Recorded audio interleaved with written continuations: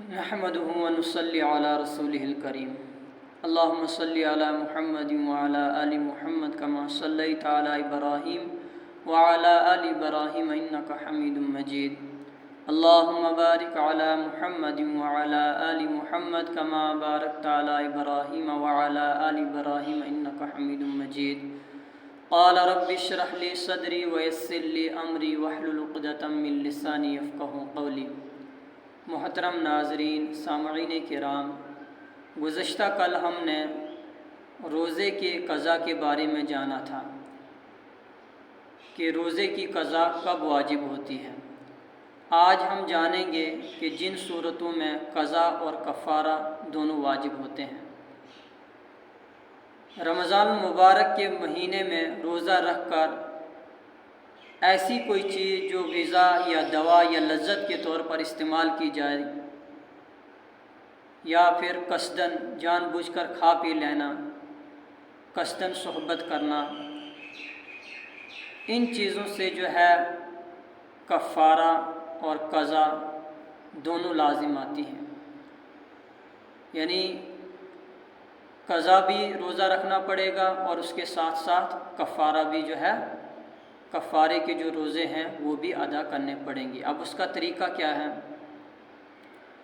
پھر ایک مسئلہ اور سمجھ لیجئے کہ کفارہ صرف رمضان شریف کے آدھا روزہ توڑنے سے واجب ہوتا ہے۔ یعنی رمضان مبارک کا روزہ تھا اور اسے توڑ ڈالا تو اس سے جو ہے کفارہ لازم آئے گا۔ اس کے علاوہ جو روزے ہیں ان کا جو ہے کفارہ لازم نہیں آئے گا۔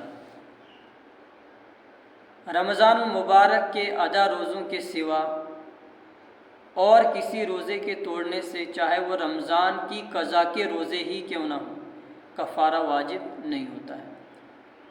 اب کفارے کے کچھ مسائل ہیں۔ کفارہ شریعت میں کسی گناہ کو چھپانے یا مٹانے کے لیے جو چیز دی جاتی ہے اسے کفارہ کہتے ہیں۔ اب روزے کا کفارہ کیا ہے؟ روزے کا کفارہ یہ ہے کہ یا ایک غلام آزاد کرے۔ اگر غلام آزاد نہیں کر سکتا تو 2 مہینے کے لگاتار روزے رکھے۔ ایک تو وہ روزہ جو اس نے توڑا ہے اس کی قضا 1 روزہ، اور اس کے بعد یعنی رمضان المبارک کے بعد 1 روزہ رکھنا ہے، اور ساتھ ہی میں پھر جو ہے 60 روزے جو ہے مسلسل رکھنے ہیں۔ یعنی رمضان المبارک کا روزہ اگر جان بوجھ کر توڑ ڈالا، قصداً کھا پی لیا، بیوی سے صحبت کی، جمع کیا، تو ان صورتوں میں جو ہے اسے قضا اور کفارہ اس شخص پر یہ دونوں چیزیں لازم آئیں گی، اور اس کے لیے اسے یا تو ایک غلام آزاد کرنا ہے یا پھر جو ہے 2 مہینے کے روزے یعنی 60 روزے جو ہے لگاتار رکھنے پڑیں گے۔ اگر 2 مہینے کے روزے رکھنے کی طاقت نہ ہو، یعنی 2 مہینے کے روزے لگاتار نہیں رکھ سکتا ہے، تو پھر 60 مسکینوں کو دونوں وقت پیٹ بھر کر کھانا کھلائے۔ کتنے مسکینوں کو؟ 60 مسکینوں کو دونوں وقت پیٹ بھر کر کھانا کھلانا ہے، یا 60 مسکینوں میں سے ہر ایک کو، یا 60 مسکینوں میں سے ہر ایک کو 2.25 کلو گیہوں یا اس کی قیمت دے دیں۔ اس سے بھی جو ہے کفارہ جو ہے ادا ہو جائے گا۔ اب ایک مسئلہ اور سمجھ لیجئے یہاں پر کہ ایک ہی مسکین کو 60 مسکینوں کا غلہ یا اس کی قیمت ایک ساتھ دینا جائز نہیں ہے۔ یعنی 60 مسکینوں کا غلہ یا اس کی بقدر قیمت ایک ہی مسکین کو دینا جائز نہیں ہے ایک ہی مرتبہ۔ ہاں یہ جائز ہے کہ ایک ہی مسکین کو 60 روز تک دونوں وقت کا کھانا کھلا دیا جائے۔ ایک صورت یہ بھی ہے کہ ایک مسکین کو 60 روز تک جو ہے ایک ہی مسکین کو 2 وقت کا کھانا کھلا دیا جائے، یا ایک دن کا غلہ جو 2.25 کلو گیہوں ہر روز جو ہے دے دیا جائے۔ اور اگر رمضان میں کئی روزے توڑ ڈالے، اگر رمضان المبارک میں کئی روزے توڑ ڈالیں تو سب کی طرف سے ایک ہی کفارہ واجب ہوگا۔ یہ نہیں کہ ایک روزہ جو آپ نے رمضان المبارک کا توڑا تو آپ کو اس کی قضا بھی رکھنا پڑے گی، اور پھر اس کے بعد مسلسل جو ہے 60 روز تک جو ہے روزہ رکھنا ہے۔ اب جو ہے اگر کوئی یہ سوچے کہ میں نے 2 روزے توڑے ہیں یا 3 توڑے ہیں یا 4 توڑے ہیں، تو اب مجھے ہر ایک روزے کے بدلے میں جو ہے 60 دن کا اعتبار کرنا ہے کہ ایک روزہ توڑا ہے تو اس کے 60 الگ رکھنے ہیں، یا 2 توڑے ہیں تو اب دوسرے کے 60 الگ رکھنے ہیں۔